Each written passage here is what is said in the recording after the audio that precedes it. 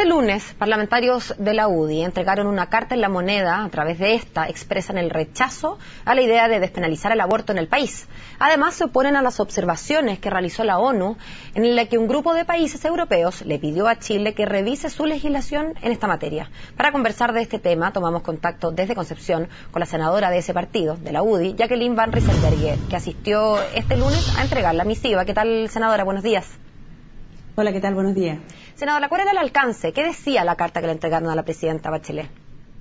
Mira, básicamente decía que le solicitábamos a la presidenta que tal cual ella lo hizo el año 2009, que tal cual lo hizo el presidente a comienzos de este año, ella mantuviera la posición del Estado de Chile de que en este país, mientras no se cambie la legislación, no se puede despenalizar el aborto.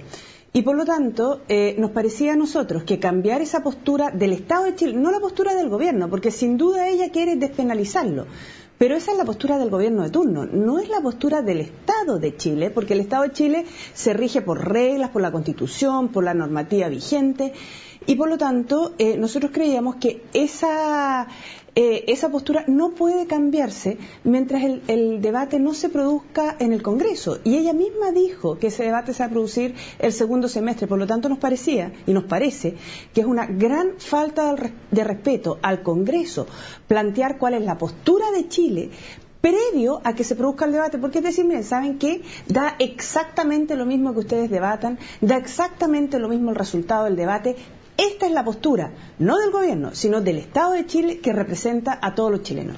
Pero, diputada, entonces es un tema de temporalidad, porque si bien entiendo lo que usted pretende, lo que su partido pretendería es que la presidenta vaya a la ONU en Ginebra, ¿no es verdad?, responda a estos cuestionamientos que se le han hecho al país a propósito de su legislación que hace sinónimo de delito el aborto en todas sus hipótesis, y responda, bueno, nosotros tenemos que verlo dentro del país. Es evidente que la posición del Estado puede cambiar si es que cambia la legislación, y la legislación no la cambia el gobierno, la cambian las mayorías parlamentarias. Bueno, en este caso coinciden con el gobierno, pero podría no serlo así. La discusión se va a producir igualmente. ¿Cuál sería el problema de que la presidenta dijera, sí, estamos abiertos a discutirlo, es parte de mi programa, pero bueno, yo dependo de lo que me voten senadores y diputados, porque para eso estamos en democracia, ¿no? Exactamente, pero no es lo que ella está haciendo, porque al acoger las observaciones que hacen en este examen periódico universal que se realiza cada 4 años, ella asume que esta va a ser la postura de Chile y por lo tanto la ONU de ahí para adelante va a presionar a Chile para que se legisle en torno al aborto. Pero no tiene ninguna importancia, senadora, porque una cosa es lo que si la presidenta lo dice, yo entiendo, la presidenta hay un valor simbólico en eso de todas maneras, pero finalmente son ustedes, los senadores y diputados elegidos por nosotros, los que van a decidir, sea cual sea lo que haya dicho la presidenta en el foro que corresponda. Sí, el problema es que la presidenta representa al Estado de Chile, no solamente al gobierno. Cierto. Y de alguna manera el Estado de Chile se obliga ante la ONU a seguir esta conducta que aceptó voluntariamente ante la Comisión de Derechos Humanos. Entonces, de verdad a nosotros nos parece que puede ser, mira, yo no sé cuál va a ser el resultado de la discusión, yo estoy en contra del aborto, hay parlamentarios que están a favor del aborto, pero puede ser que ganemos nosotros, pueden ser que ganen ellos, no lo sé, pero lo que no puede pasar es que la presidenta diga, ¿saben qué? Da exactamente lo mismo, me meto al bolsillo del Parlamento, la posición del Estado de Chile es esta y por lo tanto nosotros nos vamos a obligar ante determinados organismos internacionales a avanzar en esta materia. O sea, usted siente... Me parece a mí que de verdad es una falta de respeto. ¿Usted siente que la presidenta de la República entonces, si se apersona en Ginebra a responder a estas inquietudes, está, en sus palabras, metiendo al Congreso al bolsillo? Absolutamente, yo creo que de verdad es una falta de respeto al Congreso porque en el fondo yo entiendo que ella puede decir, mire, ¿sabe qué? El Estado de Chile no ha cambiado su posición, nosotros como gobierno tenemos una posición distinta, pero tenemos que conversarla, dialogarla, tenemos que tenemos que someter la votación en las instancias que corresponden. Nuestra Constitución hoy día, tal como está, defiende la vida del que está por nacer. Si ella quiere cambiar la posición del Estado de Chile en el extranjero ante los organismos internacionales, lo que tiene que hacer es cambiar la Constitución y para eso tiene que hablar con el Parlamento. No puede hacerlo antes de eso, porque de verdad es meterse, es decir, para eso mejor entonces cerremos el Congreso, metámoslo y vámonos para la casa, porque ¿de qué sirve? Oiga, senadora, si ella ya decidió cuál va a ser el resultado de esta discusión. Hablando del tema de fondo, ¿no?, que tiene que ver con la despenalización o no del aborto en estos 3 casos que son los que plantea el gobierno, ¿no?, el peligro para la madre, el aborto en caso eugenésico, ¿no?, y el aborto en caso de violación. Son las tres hipótesis en que el gobierno estaría buscando despenalizar el aborto. Olvidémonos de lo que va a pasar en la ONU, hablemos de lo que usted cree que va a pasar en su corporación. Usted conoce a sus compañeros senadores, conoce también la Cámara Baja, usted conoce todo el Parlamento, digamos, el Congreso está de más decirlo. ¿Cómo cree que resultaría esa discusión hoy, con los diputados y los senadores de hoy, en esos tres hipótesis específicas de terminación de que termine de ser delito el aborto? En la Cámara de Diputados no conozco mucho a varios de los diputados nuevos porque no he tenido la posibilidad de interactuar con ellos, pero en el Senado yo creo que está muy peleado, porque efectivamente la discusión está hoy día, de acuerdo a lo que yo entiendo de los senadores que quieren despenalizar el aborto, es cuando pasa a ser persona. Yo creo que nadie discute, ni siquiera la ministra de Salud, que es médico, discute que desde el momento de la concepción es una vida. Lo que discuten es cuándo pasa a ser persona. Yo creo que pasa a ser persona desde el momento en que es vida.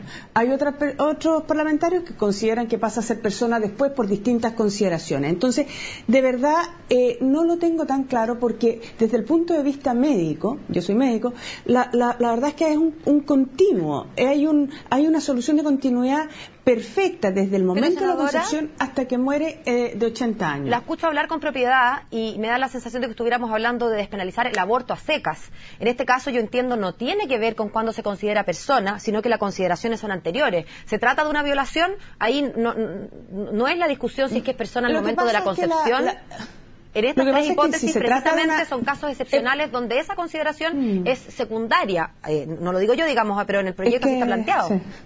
Sí, efectivamente así lo plantean en el proyecto, pero yo creo que no es secundario, porque en el fondo, en el caso de violación, que es un tema dramático, extremadamente doloroso para una mujer, injusto, la verdad es que lo que tú estás haciendo es condenar a muerte a un inocente, porque esa vida, ese ser humano que está ahí, no tiene la culpa de haber sido concebido en esas condiciones.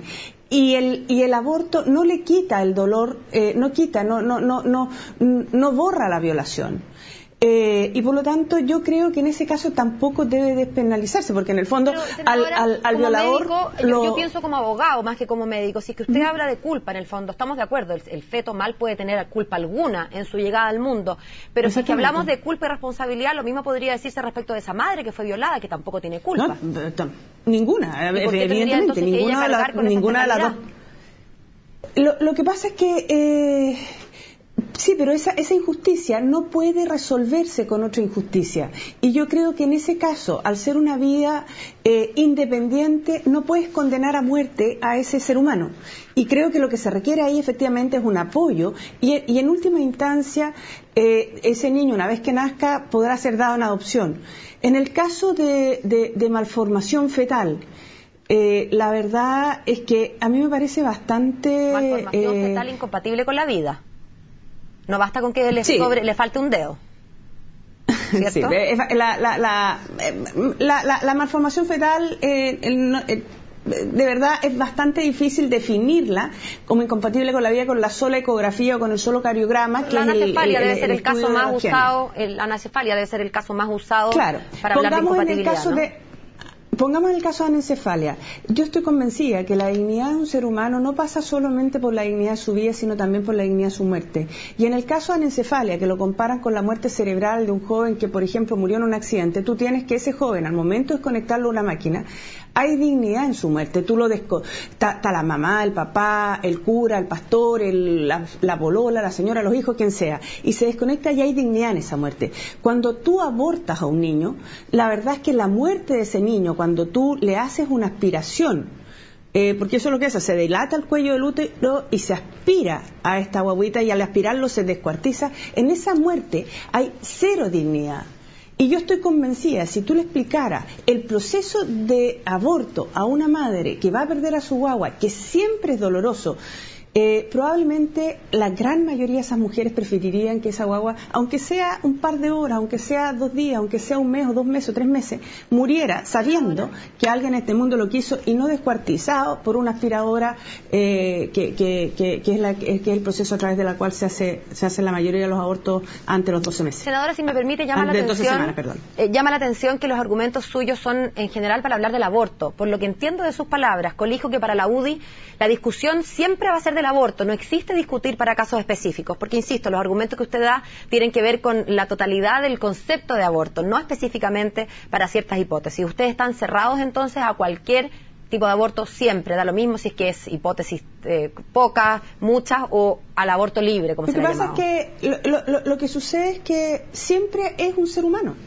independientemente de las condiciones que lo rodean, y ya sea que tú lo mates a las 8 semanas, a las 12 semanas, a las 24 semanas, o a las 2 semanas o a las horas de vida, sigue siendo el mismo ser humano, la misma vida. Senadora Van Rysselberghe, usted lo que se colige también de su palabra es una defensa a ultranza del derecho a la vida, ¿cierto?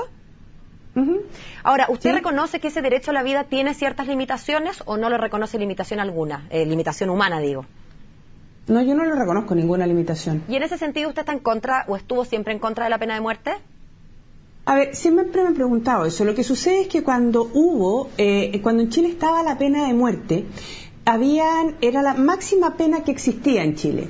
Y resulta que habían delitos, como las violaciones con asesinato de niños, con resultado de muerte, con resultado de muerte, que resulta que les aplicaban la segunda pena inferior. Entonces, nosotros hicimos toda una campaña que terminó con éxito para que se cambiara la legislación, porque es injusto que como señal pública se le diga a los papás de un niño que murió asesinado, mire, ¿sabe qué? Esto es grave, pero no tan grave como para que se aplique la mayor pena. Hicimos presión, porque dijimos, si no se quiere aplicar la pena de muerte, con lo que yo estoy de acuerdo, entonces cambien la ley. Pero lo que no puede suceder es que a un delito tan grave como este, el país le diga a los padres, mire, esto es grave, pero no tan grave como para aplicar la máxima pena que existe en el país. Pero insisto, usted entonces en principio, como filosofía, está en contra de la pena de muerte.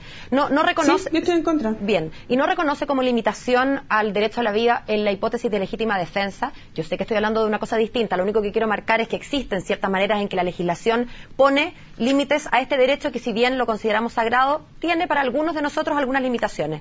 ¿Reconoce usted algún valor a la legítima defensa? Sí, lo que sucede es que cuando tú actúas en legítima defensa no tratas de matar a alguien, lo que tratas de defenderte. Entonces yo creo que también hay en la intencionalidad una actitud distinta. Es como cuando tú cuando tratas de salvar la vida de la madre, como consecuencia de ese acto y de salvar la vida madre y a la vez la vida del feto, el feto fallece, o como cuando tú, siendo médico, te llega alguien a la asistencia pública y no pudiste salvarlo y él fallece, no es que tú lo hayas asesinado, es que no pudiste salvarlo. De la misma manera, creo que la legítima defensa no está en asesinar a alguien, está en defenderte tú, y creo que esa intencionalidad también hay que considerarla en el acto. Piensen, ahora se nos acaba el tiempo, ha sido muy provechoso conversar con usted, quiero agradecerle por su tiempo y por darse el momento de extendernos en las preguntas un poco más allá de lo prometido. Muchas gracias. No, muchas gracias a ustedes. Hasta luego.